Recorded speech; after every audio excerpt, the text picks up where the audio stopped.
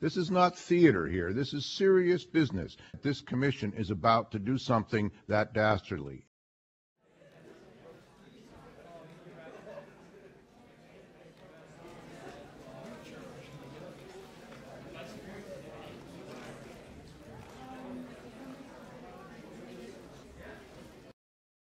Good morning. I just wanted to say that I think that it's unconscionable for corporate executives who are choking on a flood of gold to begrudge $100 million in contribution to save people who have been driven into bankruptcy and are drowning in their own debts now, to refuse to help these people.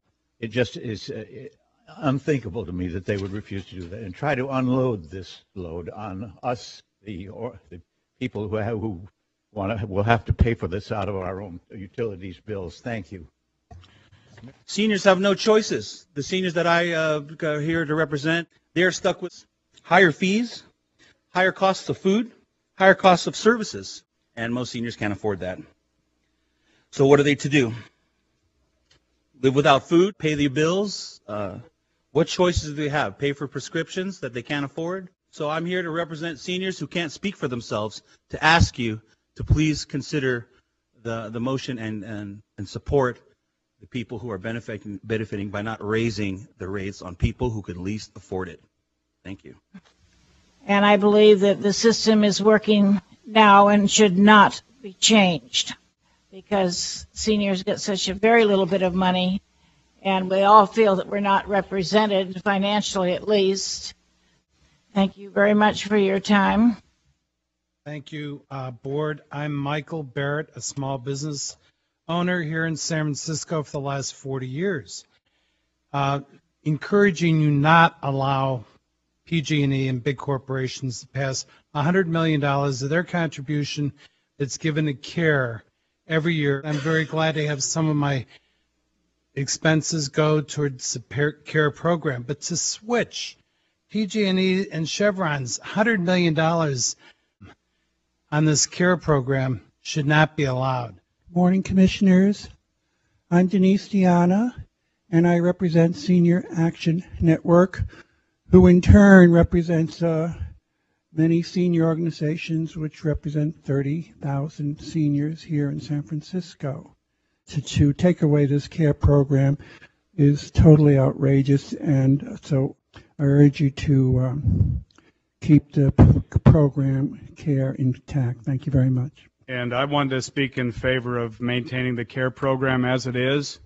I guess the best illustration I could give you is my neighbor, who's an elderly lady on a very fixed income, told me yesterday that she runs her heating for 1 hour, during these very cold times. Up where we live, we get a lot of cold wind, and we live in non-insulated homes. We need to have the costs left where they, paid for where they are now, and not shift them to people who are of less income. And I thank you for my time. Appreciate it. Thank you. I'm Diana Johnson, and I represent Golden State Manufactured Homeowners League, and I'm hoping you will keep the care program because half or 3/4 of our people that live in mobile homes are on fixed incomes. Thank you. Good morning, Mr. President and board members, commissioners. My name is Archbishop Aria Lewis, representing the United International African Methodist Church and the California Council of Churches. The churches are hurting, yes, but we know our constituents that sit on our benches are hurting more.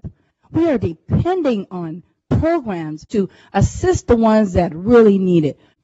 So I'm speaking to you as a constituent and as an Archbishop of the denomination and 75 other denominations that said, please look at the care in care.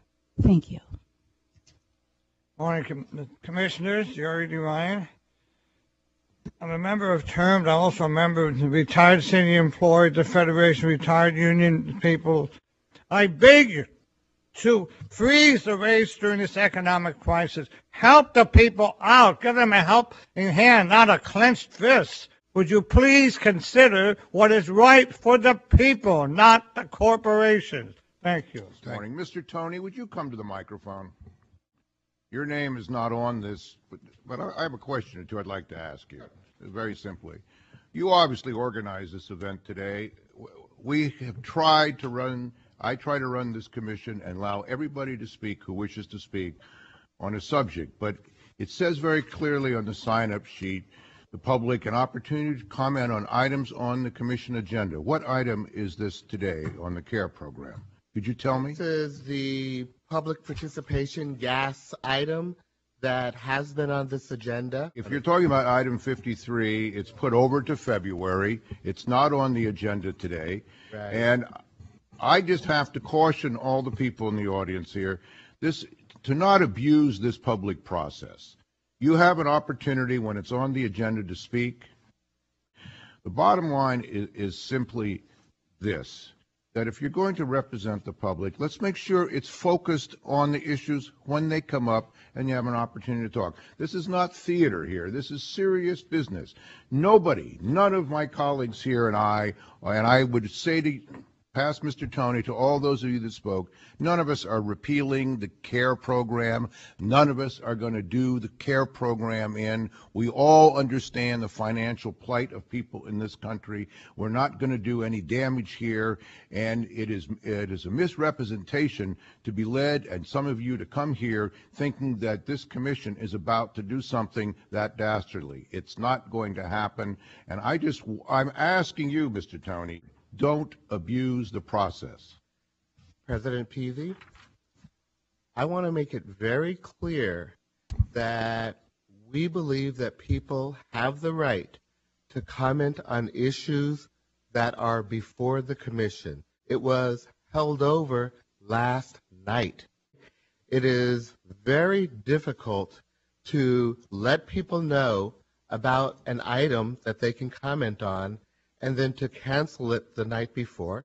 Usually, when an item is on the agenda to be voted on for a meeting, it means that a decision has already been rendered by the commission. We believe it's very important for people to have the opportunity to make comment before a decision is rendered.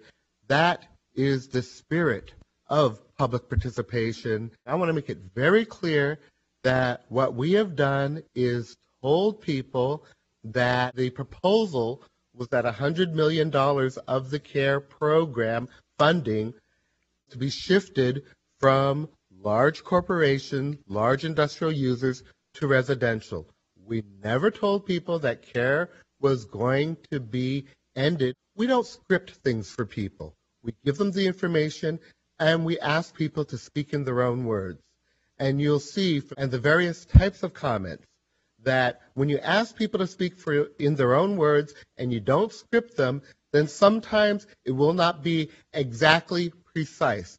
But it's the spirit of public participation that we believe is important, and we appreciate everything that you do and the commission does to encourage that. Thank you. And we respect that. You should understand that. But at the same time, Mr. Tony, you have to respect the processes of this commission and not abuse them either. We are open to public comment. We always are. We've had commission meetings. We had 60, 70 people speak to this commission. We listened to them all. But we expect to have some balance and some understanding here going forward. That concludes the public portion. Yes, Commissioner Simon? Yes?